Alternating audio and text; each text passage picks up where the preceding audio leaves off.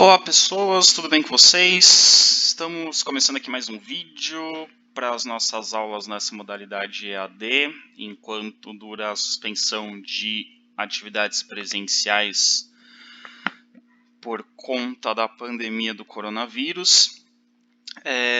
Esse vídeo a gente vai tratar do assunto Sociedade do Brasil Colonial, que nesse vídeo a gente vai falar um pouco sobre como que era a sociedade, como que era organizada a sociedade, como eram organizadas as famílias. Vai falar um pouquinho de alguns aspectos culturais do Brasil no período colonial. E esse vídeo, ele se complementa, né, ele se reúne com outro vídeo que fazem parte, na verdade, de uma aula só, que é o vídeo sobre as revoltas do Brasil colonial. Então, Sociedade do Brasil Colonial, que é esse vídeo, e o próximo, que é sobre as revoltas do Brasil colonial, eles se complementam. Então, quando assistirem esse, assistam outro junto, porque eles vão se ajudar, esses dois vídeos. Essa imagem aqui, né, que inicia este vídeo, ela traz um pouco do que é essa sociedade colonial no Brasil, né? Que tem o homem à frente, tem o chefe de família à frente, as filhas, a esposa e logo atrás os escravos. Então, quando a gente está falando da estrutura da família colonial, a gente está falando não apenas do marido, da mulher e dos filhos, a gente está falando de um grupo de pessoas que são agregados a essa família, que são reunidos, né, que fazem parte, que dependem dessa família. E a estrutura da sociedade no Brasil colonial, ela se espelha na estrutura das famílias, ou pelo menos das famílias mais importantes da sociedade colonial. Então, a família, ela tem um modelo que é copiado pela estrutura social de um modo geral. Então, a gente vai falar um pouco sobre isso. No Brasil colonial, a gente tem dois critérios de distinção entre pessoas. Na verdade, esses dois critérios, eles acabam virando meio que uma coisa só. O primeiro critério é o critério de posse. Quem é proprietário e quem não é proprietário. Então, é assim, basicamente, que é dividida a sociedade colonial. Né, se a gente pensar em outros modelos sociais, por exemplo, na Idade Média, a gente tem a sociedade estamental, que tem lá o clero, nobreza e terceiro estado. A gente pode pensar na sociedade moderna, a sociedade do antigo regime, que tem lá o rei acima, depois tem abaixo do rei a estrutura de clero, nobreza e terceiro estado também. Essa sociedade do Brasil colonial, ela é uma sociedade ligada à sociedade do antigo regime, mas como ela não está na Europa, como ela está no contexto da colônia, ela acaba tendo uma organização particular, uma organização própria. E essa organização própria ela se baseia, né, repetindo, na posse. Quem é proprietário se distingue de quem não é proprietário. Quem é proprietário do quê? Proprietário de terras e proprietário de pessoas. Como assim? Quem é dono de terras, ou seja, os donos, por exemplo, dos latifúndios produtores de cana-de-açúcar, quem é dono dos engenhos, ou quem é dono das minas de ouro e de diamantes, isso é ser proprietário de terras. E essas pessoas também são, geralmente, proprietárias de pessoas, ou seja, proprietários de escravos. Então, a segunda divisão social que deriva dessa primeira, que é a divisão entre quem tem posses e quem não tem posses, é justamente a divisão entre quem é senhor de escravos e quem é escravo. Então são dois critérios que distinguem as pessoas. Se você tem posses ou se você não tem posses, e se você é escravo ou se você é dono de escravo. Né? Tanto quem é livre e não possui escravos fica numa situação meio estranha na sociedade. Normalmente, se você é livre, você é dono de escravos. O que distingue o homem livre do escravo é justamente a posse de escravos. Né? Como eu até já expliquei em outras aulas sobre a escravidão, muitos escravos, ao serem alforriados, né, ao se tornarem livres, uma das primeiras coisas que ele vai comprar é justamente um escravo, para ele se distinguir dos escravos. Né? Então, A sociedade tem esses dois critérios. Ou você tem posses, ou você não tem posses. E aí você vai ter acesso a coisas diferentes na sociedade, se você tem posses ou não. E o segundo critério, que é talvez o mais importante, é se você é senhor de escravos ou se você é um escravo. Ok?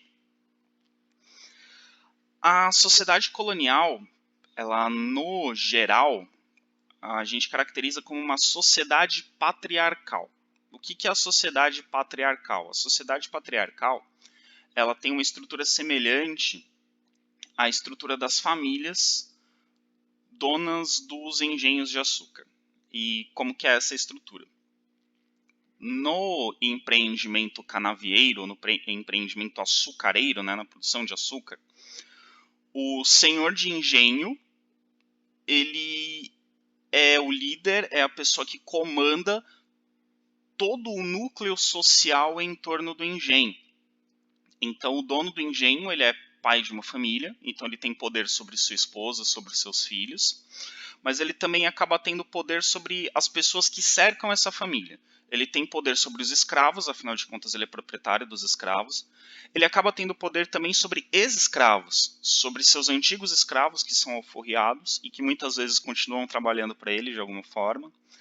Ele tem poder sobre seus empregados, sobre famílias de homens livres, famílias de pessoas livres, mas que dependem das atividades do engenho, como, por exemplo, pequenos proprietários que produzem alimentos, pequenas famílias com poucas posses e que são pecuaristas, então elas também acabam sendo subordinadas a esse senhor de engenho.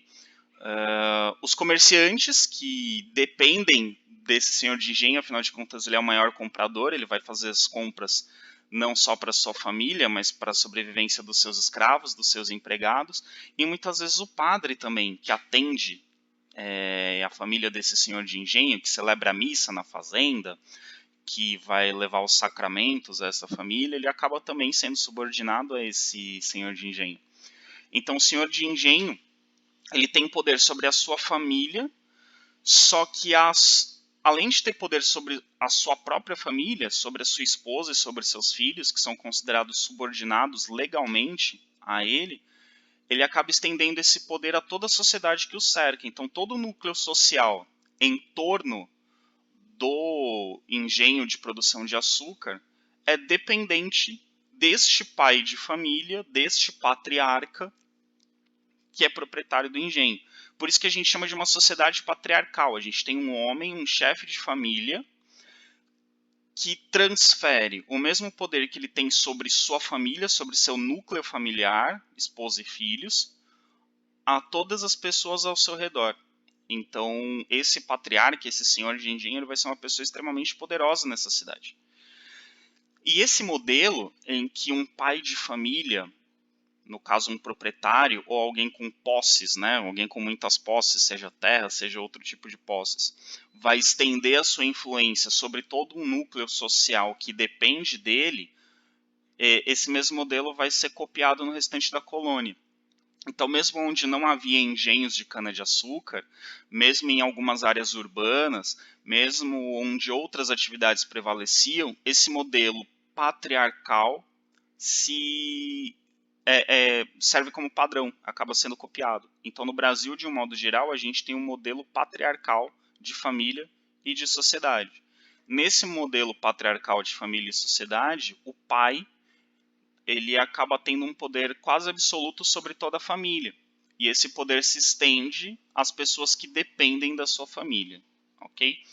Então, a sociedade brasileira no período colonial ela se baseia nessa estrutura, em que tem um homem, né, um patriarca, um pai de família, que vai comandar não apenas o seu núcleo familiar, mas todo o núcleo social, toda a sociedade que depende dele.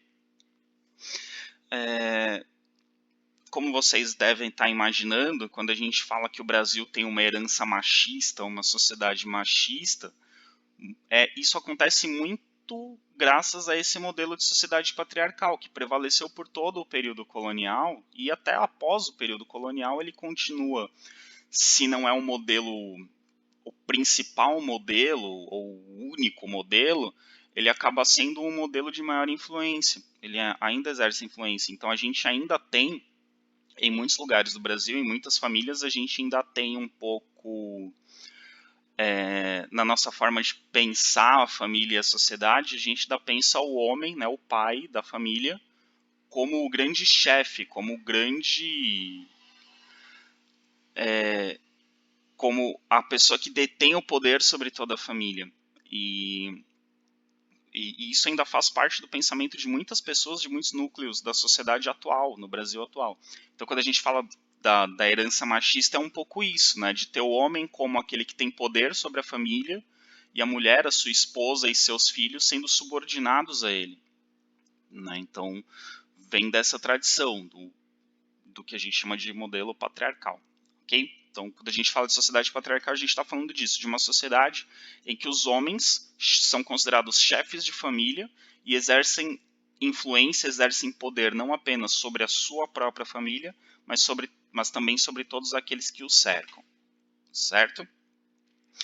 E faz referência a isso, né?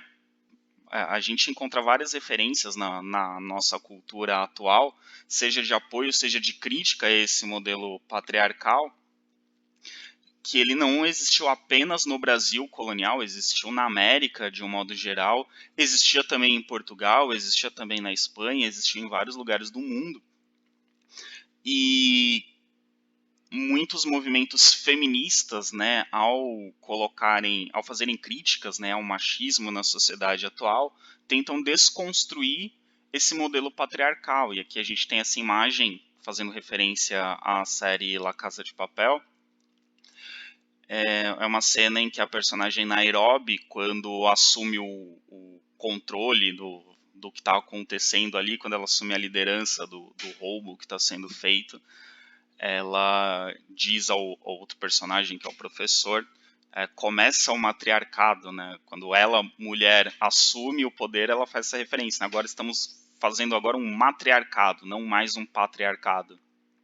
Então, essas referências patriarcado, matriarcado fazem referência a esse modelo, a essa sociedade patriarcal, e muito do machismo presente na nossa sociedade vem desse modelo patriarcal. E quando alguns grupos feministas fazem referência ao matriarcado, seria uma oposição, né, uma desconstrução da sociedade patriarcal, de colocar a mulher no poder, não mais fazer com que toda a sociedade dependa do homem, do pai de família, mas colocar também a mulher como protagonista nessa estrutura social, ok? Então, de novo, o principal modelo social no Brasil colonial é a sociedade patriarcal. Além da sociedade ou da família nesse modelo patriarcal, existiam famílias que seguiam um modelo um pouquinho diferente, que é o que a gente chama de família nuclear. A família nuclear é composta por um núcleo familiar, por isso família nuclear, não é uma família radioativa. É uma família composta por um núcleo familiar. O que é um núcleo familiar? O núcleo é pai, mãe e filhos. Isso é o núcleo.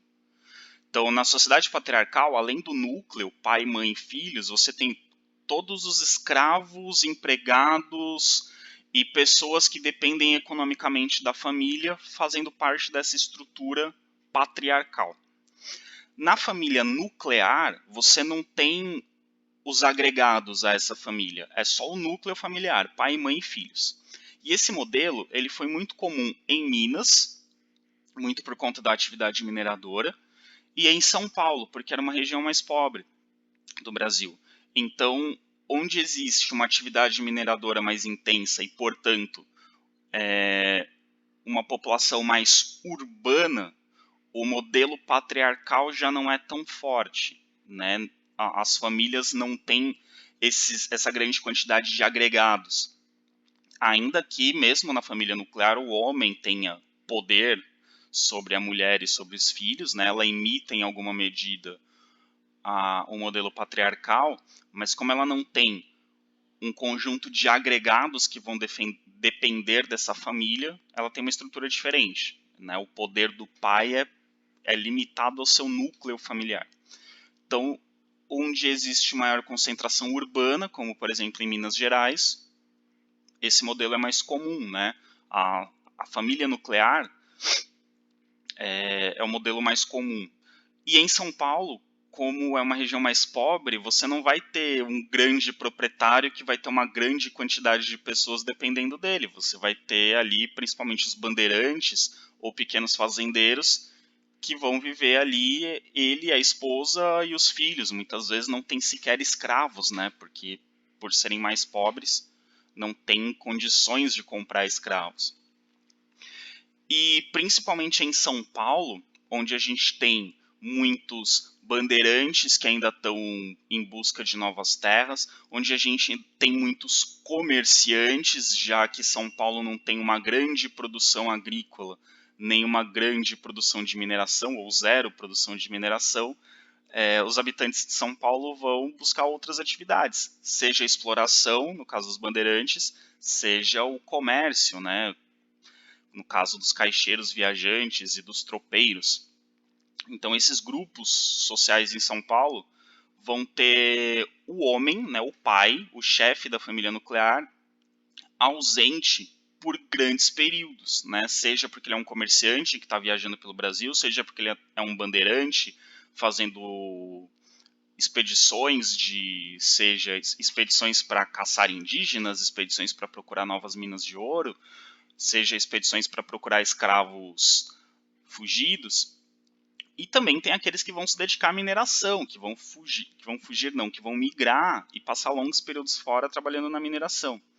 Então a família nuclear, principalmente em São Paulo e Minas Gerais, ela vai ter o pai como chefe, mas esse chefe está ausente durante grandes períodos, durante longos períodos, por vários meses, às vezes por anos. O pai vai estar ausente. Com a ausência do marido, nessas famílias nucleares é a mulher que acaba assumindo um protagonismo, porque é ela que protege o lar, cuida dos filhos e cuida dos negócios da família durante a ausência do marido. Então, a família nuclear, ela é mais característica em núcleos urbanos, é mais característica em regiões mais pobres da colônia. Nela, o pai é o chefe da família, né? O pai é quem tem o poder sobre a mulher e sobre os filhos, mas como ele passa muitos períodos, ou períodos muito longos, longe de casa, a mulher acaba assumindo um protagonismo. Então, na família nuclear, a mulher acaba tendo um papel mais importante, mais relevante junto à família, junto à sociedade, do que se a gente comparar com a mulher na família de modelo patriarcal. De novo, é importante deixar isso claro. Não quer dizer que na família nuclear a mulher vai estar acima do homem. Não. Mas na prática, como o homem está fora durante muito tempo, é a mulher quem administra a família. Mas quando o homem retorna, o homem é quem tem poder sobre a família. Ok? Então a gente tem essa diferença. A família patriarcal, o modelo patriarcal de família, ele vai ser um modelo para a sociedade no Brasil de um modo geral, mas além dele também existe a família nuclear, né, que copia algumas coisas da família patriarcal, né, tem o homem como chefe, mas na prática ela acaba se organizando de uma forma diferente, já que na família nuclear a mulher precisa tomar conta dos negócios do marido, é a mulher quem toma conta dos filhos, é a mulher que cuida daquilo que a família tem enquanto o homem está fora. E já na sociedade patriarcal, o homem está sempre presente e ele tem essa figura de poder, de chefe, não apenas dentro do seu núcleo familiar, mas também sobre todas as pessoas que o cercam. Eu estou sendo bem repetitivo para que isso fique bem claro, ok? Bom, durante o período da mineração no Brasil, existem algumas transformações sociais. Como eu disse, o modelo patriarcal de família ele surge, ele se estrutura nos engenhos de cana-de-açúcar. Ele se forma durante o que a gente chama de ciclo do açúcar, né? O período em que o auge da produção de açúcar no Brasil, e ele se forma em torno das fazendas de produção de açúcar e engenhos de produção de açúcar.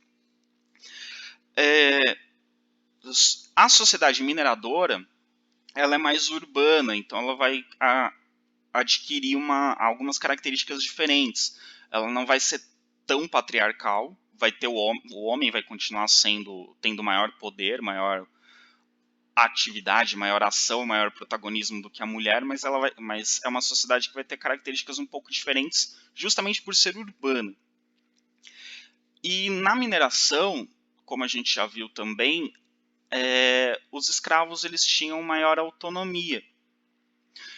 Muitos escravos conseguiam a liberdade através do seu trabalho, muitos escravos conseguiam juntar dinheiro e comprar a própria liberdade, ou eram libertados por seus donos, né, por algum favor, por alguma coisa que eles haviam feito.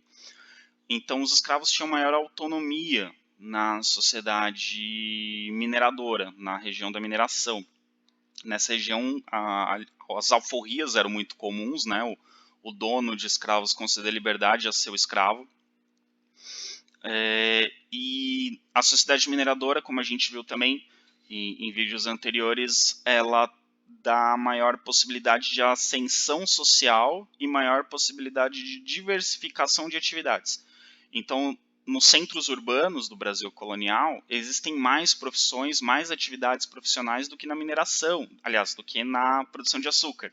A região produtora de açúcar, a maioria das pessoas trabalha na produção de açúcar ou em atividades que vão dar suporte à produção de açúcar. Na região mineradora, o número de atividades é maior, existe uma diversificação maior. E como existe uma diversidade maior de atividades, também existe uma possibilidade maior de ascensão social. Na sociedade canavieira, em torno das fazendas de produção de açúcar, você só atinge o topo da sociedade se você é dono de fazendas ou de engenhos de açúcar. Então, se você não é de uma família que é proprietária, você não vai chegar ao topo da sociedade. Já na sociedade mineradora, se você é um faiscador pobre e encontra ouro, você passa a fazer parte da elite de um dia para o outro. Então, através do comércio também, comerciantes podem enriquecer e podem atingir a elite da sociedade. Então, existe uma possibilidade de ascensão social, inclusive para os negros libertos e os alforriados, né?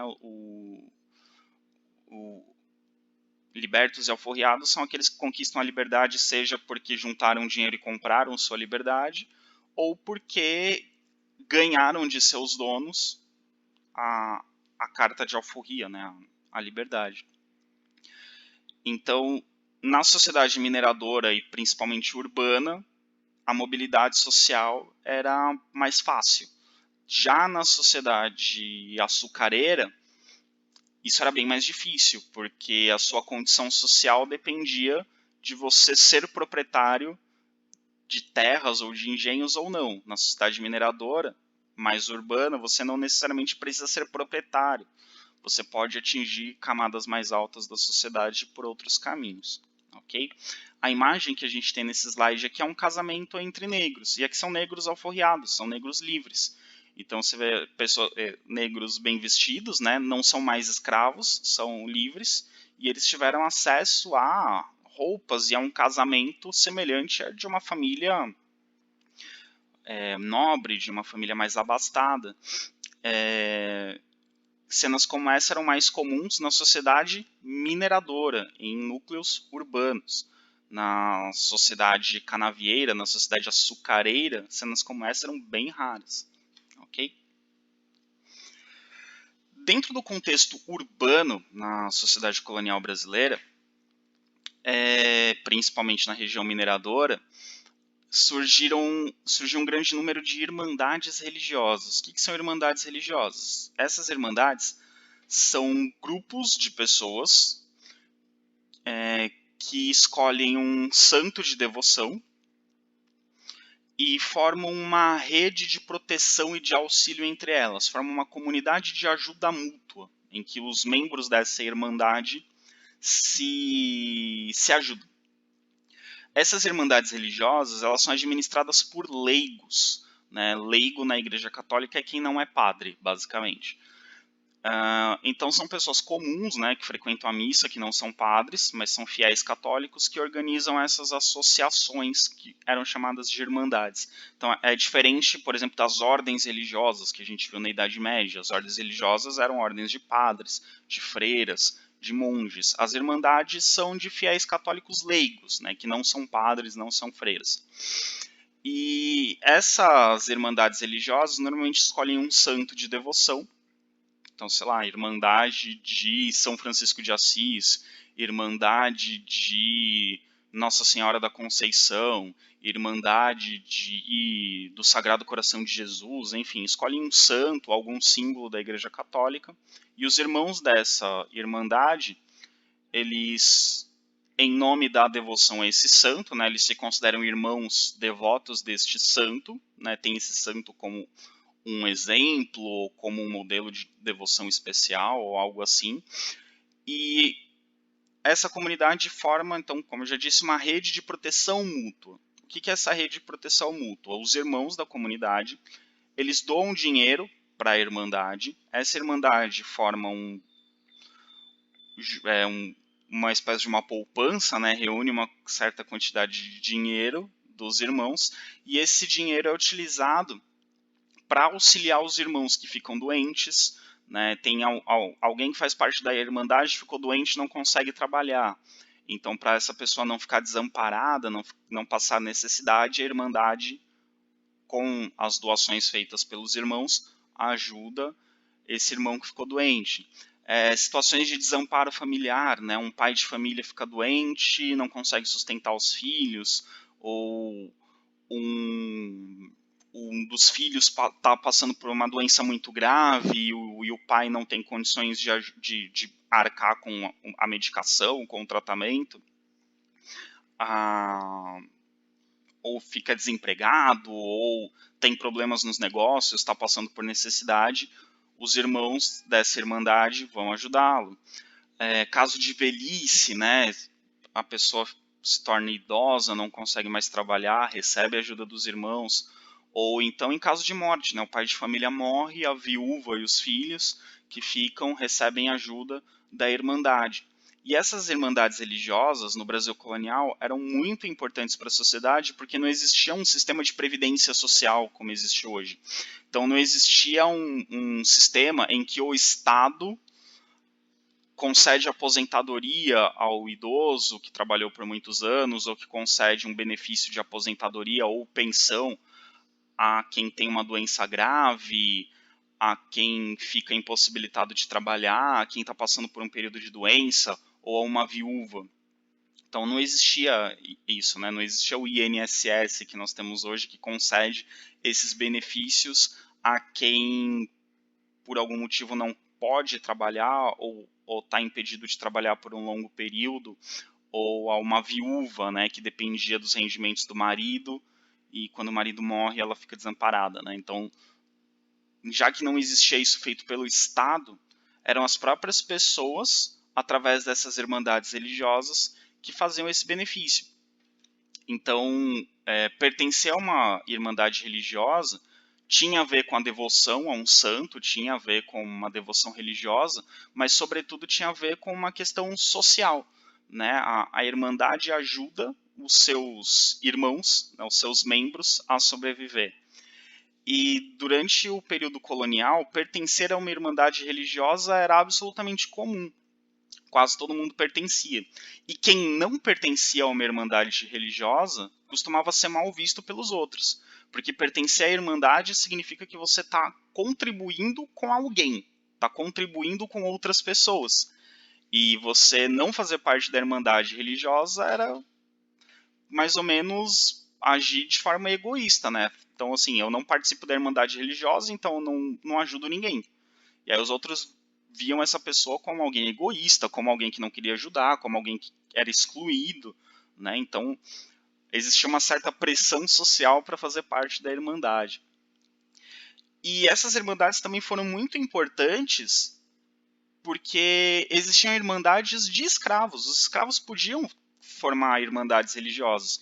Inclusive a Igreja Católica, os padres incentivavam os escravos, porque eles acreditavam que participando dessas irmandades, eles seriam devotos de um santo e seriam, né, e viveriam a vida cristã de forma mais completa, né, viveriam melhor uma vida cristã. E, assim, muitos escravos não faziam parte de irmandades religiosas por serem propriamente católicos.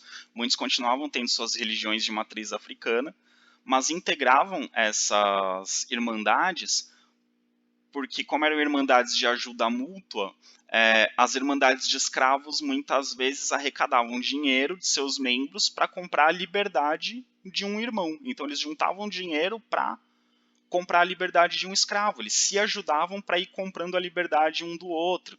Às vezes, um membro dessa irmandade que era escravo e já estava com uma idade mais avançada, não conseguia trabalhar, eles juntavam dinheiro para comprar a liberdade dessa pessoa e aí ela não precisaria mais continuar trabalhando.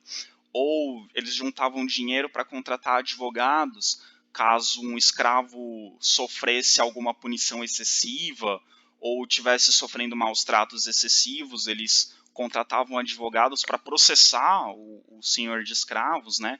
Então, essas irmandades religiosas, elas acabaram tendo um papel importante também na resistência à escravidão.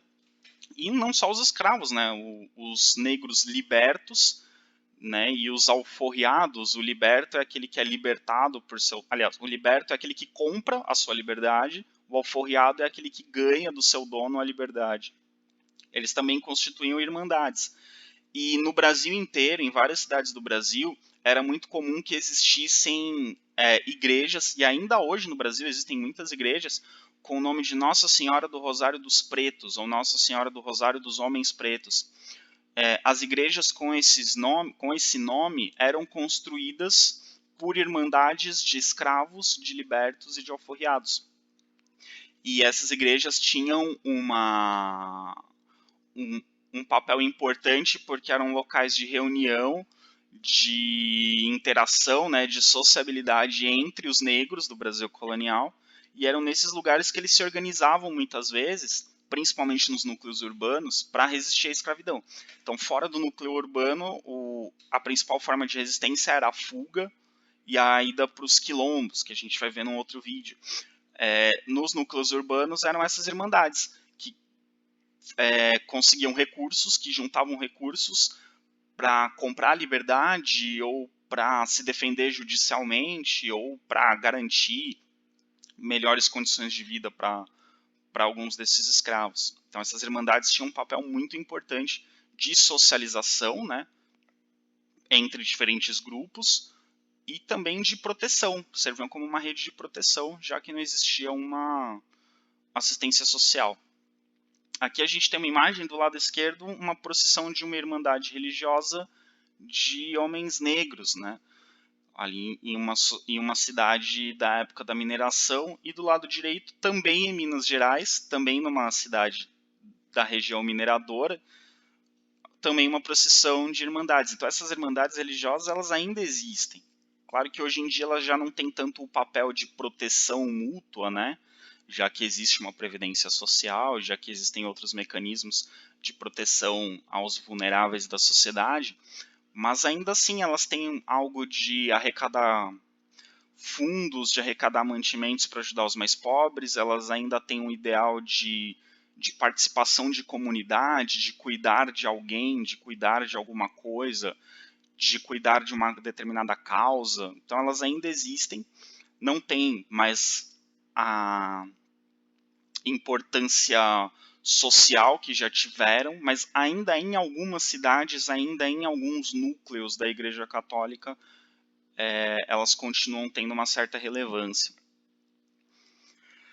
Bom, na sociedade colonial, a gente tem uma diferença interessante na participação das mulheres, entre as mulheres ricas e as mulheres pobres. As mulheres mais ricas geralmente viviam na casa grande, quando a gente está falando da sociedade açucareira, ou nos sobrados das cidades e vilas. Então, as mulheres ricas nas fazendas de açúcar vivem na casa grande, né? Na sociedade açucareira a gente tem a casa grande, que é onde vive o senhor de engenho com a sua família, e a gente tem a senzala, que é onde vivem os escravos. Nas cidades do Brasil colonial, como por exemplo nas cidades da região da mineração, os ricos vivem nos sobrados, né? E geralmente no sobrado as famílias ricas vivem na parte de baixo do sobrado e seus escravos vivem na parte de cima do sobrado. Então, nas cidades e nas vilas são os sobrados, onde vivem os mais ricos. A função das mulheres ricas na sociedade colonial era basicamente a supervisão do trabalho doméstico. E elas raramente saíam. Normalmente elas saíam só para ir à missa no domingo de manhã. Fora isso, elas quase não saíam. Então a função delas era supervisionar o trabalho dos escravos domésticos. E elas quase não saíam, elas quase não tinham atividade na cidade, né, fora de casa. E elas só saíam, né, como eu disse, normalmente era só para ir à missa, e sempre que saíam eram acompanhadas de um escravo ou de uma escrava de companhia. Então as mulheres ricas normalmente não saíam, e quando saíam, não saíam sozinhas. Elas eram muito mal vistas se saíssem sozinhas, porque mulheres andando desacompanhadas ou são escravas, ou são mulheres, ou são negras libertas, negras alforriadas, então são inferiores na sociedade, ou então são prostitutas, né? Então não era bem visto uma mulher rica andando sozinha. Isso era muito feio. Não podia andar sozinha. Então ela tinha que sempre ter a companhia de pelo menos um escravo ou escrava. Essas mulheres, elas tinham uma certa educação, mas era uma educação voltada para os trabalhos domésticos. Geralmente elas sabiam ler, nem sempre sabiam escrever, porque ler era importante para conhecer as instruções ali, para ler os recados que vinham de fora, ler algum livro, mas escrever era algo que nem todas sabiam. Então, normalmente aprendiam a ler, mas escrever só algumas que sabiam. Elas aprendiam a fazer contas, aprendiam a costurar, bordar e cozinhar. Não que elas necessariamente fizessem essas atividades, mas elas dominavam essas atividades para supervisionar o trabalho dos escravos.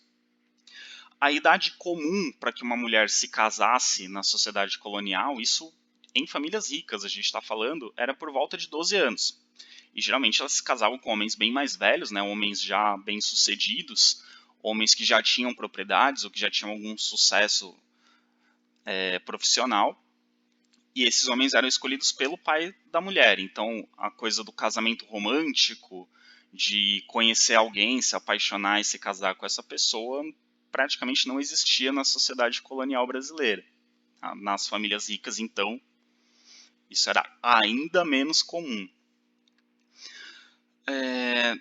Já as mulheres pobres, elas tinham uma maior mobilidade. As mulheres pobres, elas precisavam trabalhar para sustentar sua família. Elas não dependiam exclusivamente de seus maridos, elas ajudavam, né, no sustento da família, do núcleo familiar. Muitas mulheres eram roceiras em pequenas propriedades, então elas trabalhavam na agricultura, elas supervisionavam o trabalho agrícola. Muitas mulheres supervisionavam, né, no caso de pequenos proprietários, ou então trabalhavam para fazendeiros. Então, então as mulheres pobres, elas trabalham. Como elas trabalham, elas precisam sair de casa, né? Elas têm maior mobilidade dentro da sociedade. Algumas dessas mulheres cuidavam sozinhas de vendas e tabernas. Se a gente pensar, por exemplo, como eu citei, em São Paulo, nas famílias nucleares, que o marido viaja porque é comerciante, ou porque é um bandeirante, ou porque vai trabalhar na mineração, a mulher fica cuidando dos negócios. Às vezes o negócio é uma pequena taberna, às vezes é uma venda, né, um armazém, né, um pequeno comércio, e é ela que toma conta. As negras libertas, né, as mulheres libertas, ex-escravas, muitas vezes eram ou assumiam a atividade profissional do que era conhecido como negras de tabuleiro ou quitandeiras, que é essa imagem aqui do lado direito, que eram mulheres que preparavam quitutes, doces, salgados, ou que vendiam frutas, ou que vendiam outros produtos, né, com um tabuleiro ou com uma bandeja, né, e circulavam pela cidade como vendedoras ambulantes, vendendo esses quitutes, né, esses alimentos. Ou então montavam pequenas tendas, né, pequenas barracas, e vendiam esses produtos, né. Então as mulheres pobres acabavam tendo uma mobilidade, elas circulavam pela cidade, diferente das mulheres ricas que eram mais recolhidas, ficavam mais dentro de casa. E na região mineradora, algumas dessas mulheres, algumas dessas libertas que eram negras de tabuleiro ou quitandeiras, conseguiram acumular uma riqueza considerável. E elas conseguiam se filiar a irmandades, não apenas irmandades de escravos, de libertos e alforriados, mas às vezes elas se vinculavam a irmandades frequentadas por mulheres ricas da sociedade. Então algumas delas conseguiam um certo prestígio social através do seu trabalho, juntavam dinheiro e conseguiam participar de irmandades consideradas de elite e conquistavam um certo prestígio. E aí conseguiam comprar um sobrado, conseguiam ter escravos e se posicionar na sociedade, se portar diante da sociedade como uma mulher rica, mesmo tendo trabalhado, né, mesmo tendo uma origem humilde. Então, nas cidades, isso podia acontecer. Não que fosse algo absolutamente comum, mas era possível que isso acontecesse. Enquanto na área rural, principalmente na região produtora de cana-de-açúcar, isso era absolutamente impensável. Né? De uma escrava, de uma ex-escrava, se tornar, digamos, senhora de engenho. Isso não ia acontecer de forma alguma. Mas nos núcleos urbanos, principalmente na região mineradora, podia acontecer de uma mulher pobre, através do seu trabalho, enriquecer e começar a ter acesso a bens e locais frequentados pela sociedade mais alta. O casamento na sociedade colonial era realizado pela Igreja Católica, não existia casamento civil, aliás, não existiam cartórios, né, no Brasil colonial. Os registros de nascimento das pessoas eram, na verdade, a certidão de batismo. A certidão de casamento era o casamento religioso. E não havia o atestado de óbito, havia o registro que a pessoa foi sepultada num cemitério da Igreja Católica. Então, os registros de nascimento, casamento e morte eram todos feitos pela Igreja. Né? O Estado, o governo, não fazia esses registros. Só que o casamento ele era muito caro, porque tem o vestido, as roupas do noivo, a festa. Então, geralmente, quem fazia o casamento oficial, o casamento na igreja, era só a elite. Os mais pobres normalmente se juntavam. O homem se juntava com a mulher, viviam juntos e tinham filhos. E aí, depois de um tempo, talvez se casassem, mas era mais comum entre os mais pobres que homem e mulher vivessem juntos, sem o casamento oficial, sem o casamento na igreja. Então, o casamento na igreja era mais comum entre os mais ricos. A gente viu uma imagem anterior de um casamento entre negros, não era tão comum assim, né? Porque os negros geralmente eram mais pobres. Então, o casamento oficial ele era oficializado geralmente em famílias mais ricas. Os mais pobres, às vezes, depois de um tempo juntos, vinha lá um padre e celebrava um casamento mais simples, mas o mais comum era que só os ricos se casassem na igreja, ok? Outra coisa sobre as mulheres na sociedade colonial é que, independente de ser rica ou pobre, a principal função da mulher na sociedade mineradora é de ser mãe ou madrasta. Todas as mulheres na sociedade colonial, fosse na sociedade açucareira, fosse na região mineradora, fosse rica ou fosse pobre, a principal função dela era ser mãe e ou madrasta.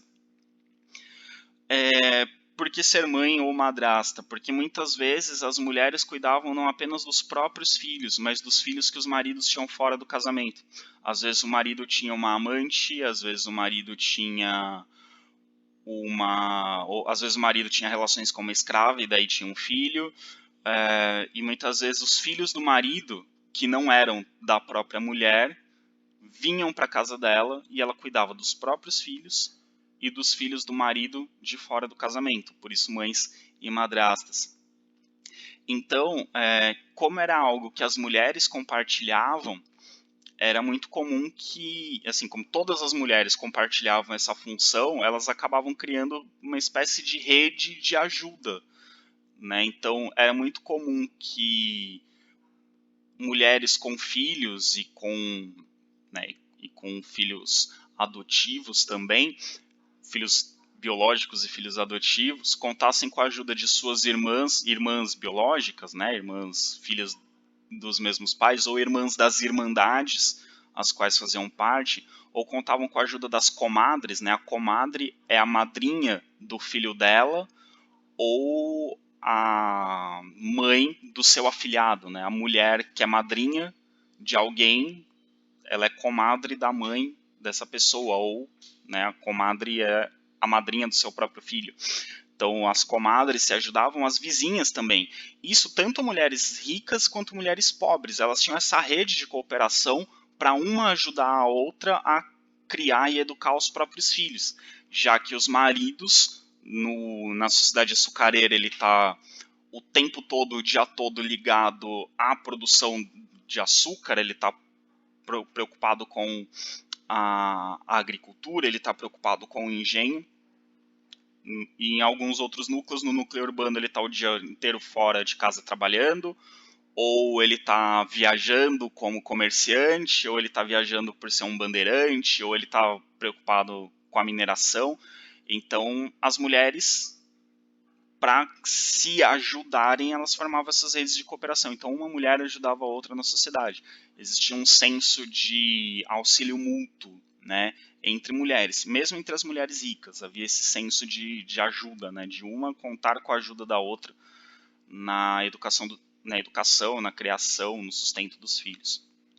Bom, outro ponto que a gente vai abordar na sociedade colonial é a participação dos saberes e conhecimentos indígenas e africanos nessa sociedade.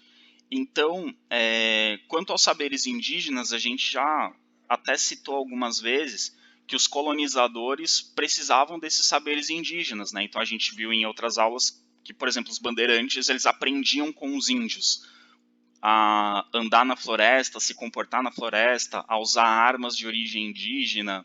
Então eles precisavam desses conhecimentos para sobreviver na colônia. Então, eles foram fundamentais para a colonização do Brasil, né, para a sobrevivência dos europeus, dos descendentes de europeus que vieram para o Brasil. Eles precisaram dos conhecimentos indígenas para sobreviver. Que tipos de conhecimentos indígenas? Saber reconhecer frutos e raízes comestíveis, por exemplo. Então, andando na floresta, andando na mata, precisavam saber que frutas eram boas para alimentação, né, que vegetais eram bons para alimentação e quais vegetais eram venenosos, para que eles não morressem intoxicados, né, para conseguissem sobreviver. Aprenderam com os índios a utilizar, por exemplo, a farinha de mandioca, que é uma raiz típica daqui, né, da América, e a utilização de farinha de mandioca no lugar da farinha de trigo que era mais comum na Europa. Então, utilizar a farinha de mandioca no lugar da farinha de trigo foi importante para os colonizadores brasileiros. A farinha de mandioca ela é utilizada, ela é a base da alimentação de vários pratos típicos brasileiros por conta disso. Ela proporciona uma boa alimentação, uma alimentação rica em valor calórico, em valor energético para suportar grandes viagens. Os colonos brasileiros também aprenderam algumas técnicas de preparação do solo e de plantio, como por exemplo a coivara. A coivara é uma técnica indígena, também é conhecida como roça queimada. Então, para limpar um determinado terreno, tacavam fogo naquele terreno, um fogo controlado, para abrir espaço para ali se fazer uma plantação ou posteriormente se abrir um pasto, né? Hoje em dia a gente sabe que essa técnica não é muito boa, ela acaba estragando o solo. E ela é perigosa porque se você perde essa queimada do controle, você destrói uma grande quantidade de vegetação. Mas ela ainda é usada nos dias de hoje, apesar de não ser recomendado, muita gente usa. E de vez em quando alguém perde o controle e a gente tem um incêndio de grandes proporções, como os que a gente vê na Amazônia de vez em quando. Mas era uma técnica utilizada pelos indígenas, que os europeus aprenderam aqui no Brasil, os descendentes dos europeus, os colonos aprenderam e utilizaram também em larga escala. Os indígenas também ensinaram para os colonos técnicas como a fabricação de canoas, né? As canoas indígenas para navegação nos rios eram muito boas E eles dominavam técnicas para a construção de canoas até melhores do que as dos portugueses, por exemplo. Os portugueses eram muito bons para fazer navios para navegação oceânica, mas para navegar nos rios aqui do Brasil, os indígenas conseguiam técnicas melhores. Também fazer cestos, né?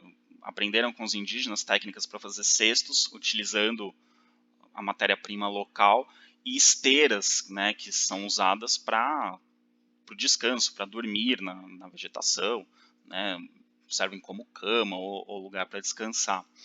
E também aprenderam com os índios a fazer remédios a partir das plantas típicas daqui do Brasil. Então a gente tem uma série de conhecimentos indígenas que foram muito importantes para os colonos, né, e para o desenvolvimento da sociedade brasileira.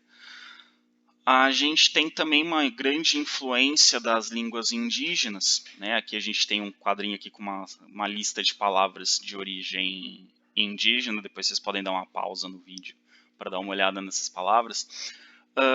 Em São Paulo, como eu disse para vocês, até o século XVIII não se falava o português.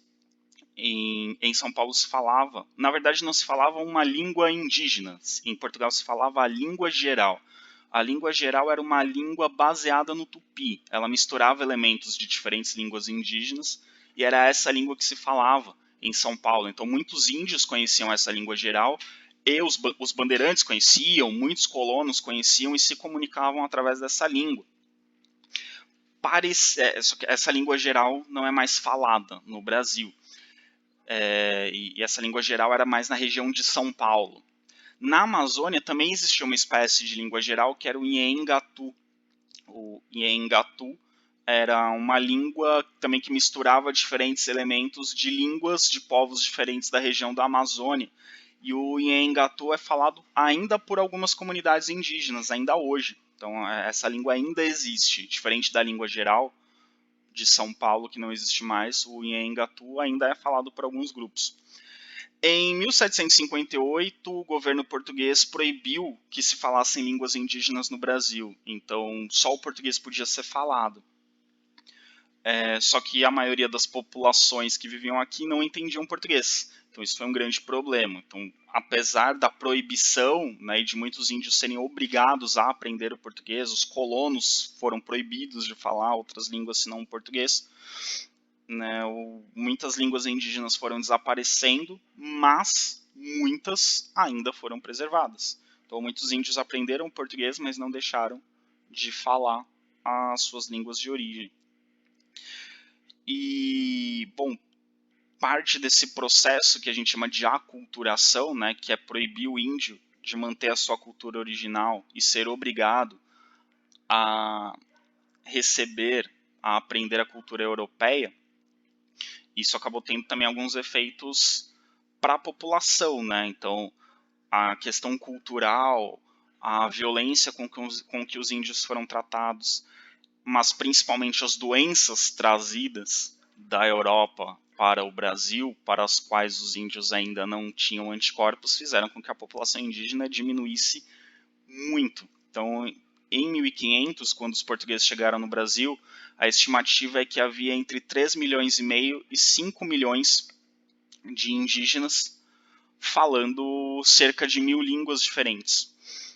E aí, tanto com a violência, quanto com as doenças, quanto com o processo de aculturação, né, que foi proibir os índios de falarem suas línguas originais, a gente tem uma redução na população indígena. Hoje existem no Brasil cerca de 818 mil índios, né? Então de 5 milhões para 818 mil, olha o quanto diminuiu a população, né?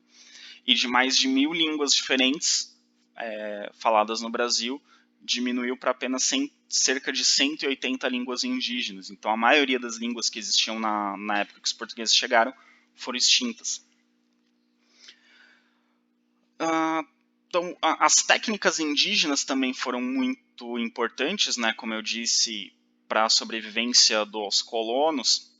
Então, a extração de madeira de lei, as técnicas para a extração de madeira sem danificar uma grande quantidade de árvores, foi importante para os colonos, eles aprenderam com os indígenas. As técnicas para navegar pelos rios também foram ensinadas pelos índios, né?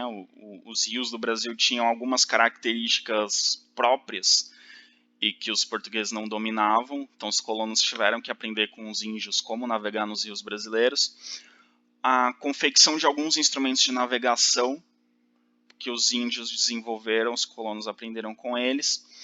A produção de tábuas próprias para construção, né? Preparar a madeira com tábuas que fossem adequadas para se construir moradias e outras coisas, os indígenas ajudaram, né, os portugueses. Algumas técnicas para deixar as tábuas planas, né, para elas não ficarem envergadas, os índios ensinaram para os colonos.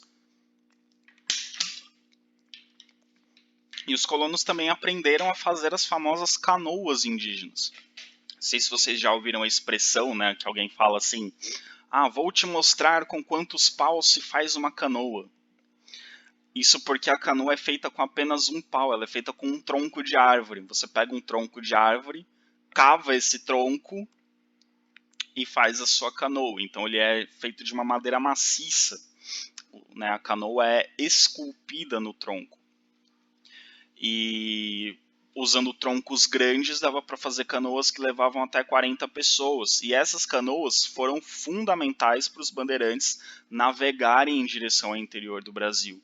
Então, um dos símbolos das viagens dos bandeirantes são justamente essas canoas feitas a partir de um tronco único. Como elas são feitas a partir de um tronco único, você não tem remendos, então para ela quebrar, para ela ter furos e afundar é mais difícil. E aqui a gente tem essa imagem aí que vocês estão vendo neste slide, é um monumento que existe na cidade de São Paulo, que é um monumento às bandeiras. São Paulo tem muitas homenagens aos bandeirantes, e esse monumento representa justamente os bandeirantes retirando a canoa do rio. Então a gente tem uma grande quantidade de pessoas aí puxando a canoa, tirando do rio e colocando na margem, né? E esse monumento ele é muito significativo desse contato com a cultura indígena. Além da cultura indígena, a cultura brasileira, durante o período colonial, ela foi recebendo elementos da cultura africana, e a gente acabou formando uma cultura afro-brasileira. É uma cultura específica, né? É uma cultura que tem elementos próprios do Brasil, elementos próprios da África, e formou, a partir dessa união de elementos, uma cultura afro-brasileira. Essa cultura afro-brasileira, ela podemos dizer que é uma espécie de vitória da cultura africana, porque como a gente viu na aula sobre a escravidão, havia um processo de desafricanização dos escravos. Então, ainda na África ou no navio, os escravos eram batizados na Igreja Católica, eles recebiam nomes cristãos para que eles esquecessem a sua religião de origem e para que eles esquecessem seu nome de origem, né? Perdessem o vínculo com a sua terra natal. Então eles eram obrigados a frequentar uma outra religião, recebiam um novo nome. Chegando no Brasil, eles tinham que aprender o português e era absolutamente comum que os escravos fossem misturados. Então os escravos conviviam com com outros escravos que tinham origens diferentes, que falavam línguas diferentes da sua, que tinham religiões diferentes da sua. Então eles eram misturados para que eles realmente perdessem o vínculo com sua terra natal. Mesmo assim, esse processo de desafricanização ele não foi completo. Mesmo com todos esses problemas, mesmo com todas essas estratégias portuguesas melhor dizendo, né, para que os escravos perdessem suas raízes africanas, muitos deles conseguiram conservar os seus costumes, os seus cultos religiosos, seus cânticos, suas danças, suas práticas, e como parte de estratégia de sobrevivência de sua cultura, eles acabavam misturando elementos da sua própria cultura, da sua própria religião, por exemplo, com elementos da cultura e da religião dos colonos. Então essa mistura de costumes, práticas, crenças africanas com costumes, práticas, crenças dos colonos, né, costumes europeus e também costumes indígenas, fizeram com que surgissem novas tradições e novas religiões. Então existem tradições e religiões que nós consideramos especificamente afro-brasileiras. Elas não são africanas e foram trazidas para o Brasil. Elas surgiram no Brasil a partir da interação de elementos da cultura africana com elementos locais, de origem europeia e de origem indígena. Ok? Então, dentro desse processo de mistura de elementos culturais, surgiram novas religiões, como por exemplo o candomblé. O candomblé não é uma religião africana, o candomblé é uma religião brasileira. Ela surge da mistura de elementos das religiões dos povos Iorubá e Nagô, que foram dois dos povos que mais enviaram escravos para o Brasil, né? A maioria dos escravos brasileiros, dos escravos que vieram para o Brasil eram da cultura Iorubá. E na religião Iorubá existe o culto aos orixás. Os orixás são divindades, dá pra gente dizer assim, que seriam deuses.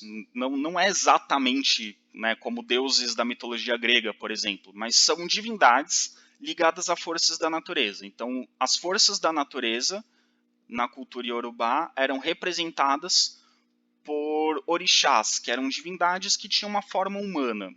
Eles eram representados com formas humanas.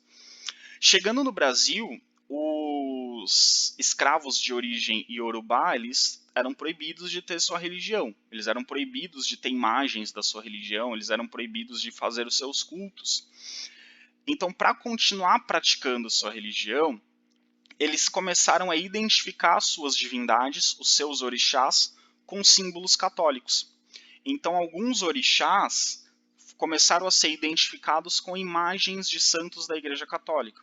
Então, os iorubás escolhiam determinados santos católicos para representar os seus orixás, já que eles não podiam ter imagens dos seus orixás. Com o tempo, elementos das religiões iorubá, elementos da religião dos orixás, foram se misturando com elementos da religião católica. Até que chegou um momento que, para alguns desses descendentes dos iorubás, o orixá e o santo católico eram a mesma coisa, eram a mesma pessoa. Então, então a gente tem alguns exemplos aí, as imagens do lado direito mostram isso.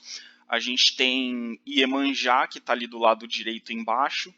Iemanjá é representada por diferentes imagens da Virgem Maria católica. A mais comum é representar Iemanjá como Nossa Senhora da Conceição. Então, se vocês repararem naquela imagem ali do lado direito, embaixo, a do lado esquerdo é Iemanjá, do lado direito é Nossa Senhora da Conceição. Reparem que as imagens são bem parecidas.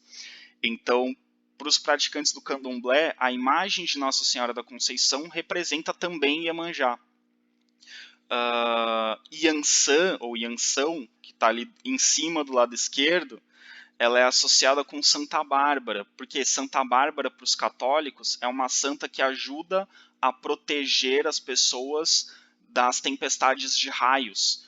Então, os católicos, eles rezam para Santa Bárbara quando tem uma tempestade de raios, porque ela é identificada com isso, né? Uma santa protetora dos raios. E Yansan representa justamente os raios, né? As tempestades na natureza. Né? Aliás, gente, desculpa.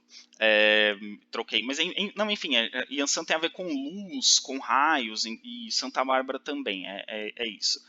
Ogum é representado por Santo Antônio, por exemplo. Não tem aqui nas imagens, né, Ogum, mas eles têm características em comum.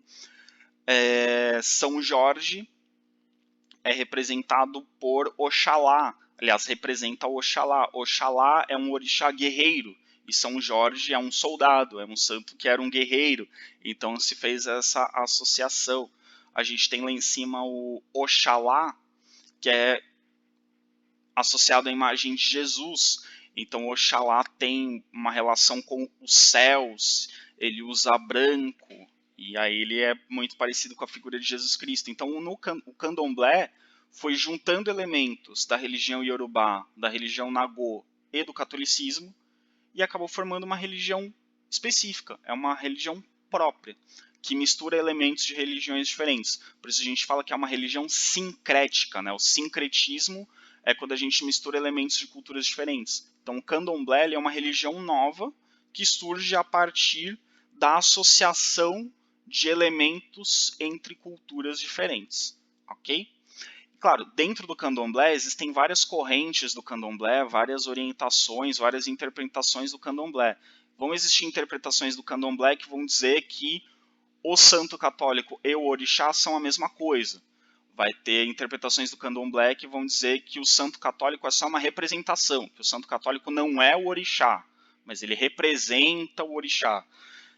Então tem interpretações diferentes dentro da cultura da religião do candomblé, assim como dentro do cristianismo, existe o catolicismo, existem diferentes igrejas evangélicas, dentro do candomblé existem correntes diferentes, que vão interpretar de formas diferentes essa associação entre os orixás e os santos católicos.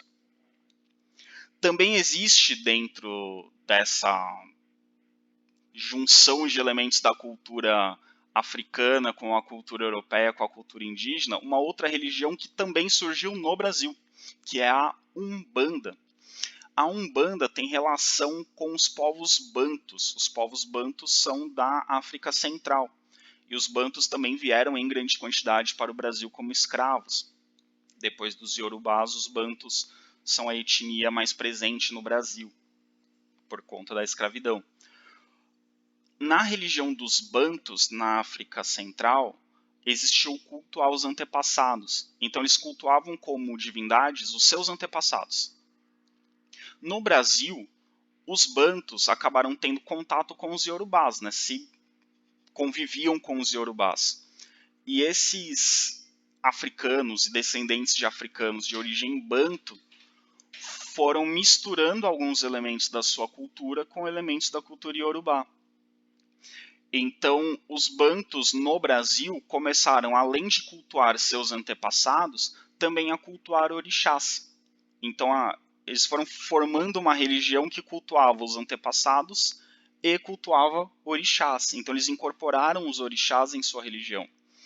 Além disso, eles também incorporaram elementos do cristianismo. Da mesma forma que o candomblé associou orixás aos santos católicos, os bantus também associaram orixás a santos católicos. E além da associação com a religião iorubá, além da associação com a religião católica, os bantus também incorporaram alguns elementos indígenas. Então, alguns rituais indígenas, algumas crenças indígenas, algumas divindades indígenas foram incorporadas na religião dos bantus. E no século XIX, surgiu na Europa o espiritismo. E o espiritismo chega no Brasil muito rápido, no século XIX. E ganha força no Brasil no século XIX. Aliás, no mundo inteiro, o espiritismo ganha muita força no século XIX. O espiritismo tem a ideia de que os espíritos vão evoluindo, né? O espírito vai reencarnando e vai evoluindo. E essa ideia de evolução no século XIX, ela vem justamente do darwinismo, vem da ciência. Então o espiritismo incorpora elementos da ciência do século XIX, pega esses elementos da ciência, junta com o cristianismo, e aí surge o espiritismo. Como os bantu já veneravam seus antepassados, quando eles olharam para o espiritismo eles falaram, nossa, faz todo sentido. Né, o espírito que reencarna, então faz todo sentido para a nossa crença. Então surge a Umbanda. A Umbanda é uma mistura de elementos do catolicismo com elementos das religiões iorubá, das religiões bantu, das religiões indígenas e do espiritismo. Tudo isso junto é a Umbanda. Então, os umbandistas, muitas vezes, se você pergunta para ele qual é a sua religião, ele vai dizer, eu sou espírita. Aí você pergunta, qual linha do espiritismo? Ah, eu sou espírita umbandista. Porque eles identificam a Umbanda com o espiritismo. Claro, existem diversas correntes dentro da Umbanda. Existem correntes da Umbanda que vão ser muito mais próximas do candomblé. Existem correntes da Umbanda que vão ser muito mais próximas do espiritismo.